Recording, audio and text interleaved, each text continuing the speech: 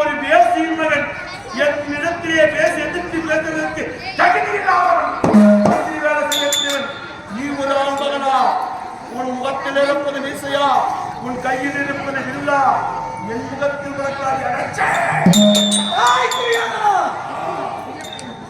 என்னை பற்றி ஏகமாக பேசினாய், என்னை பெற்ற தாயை பற்றி தவறாக பேசினாய்.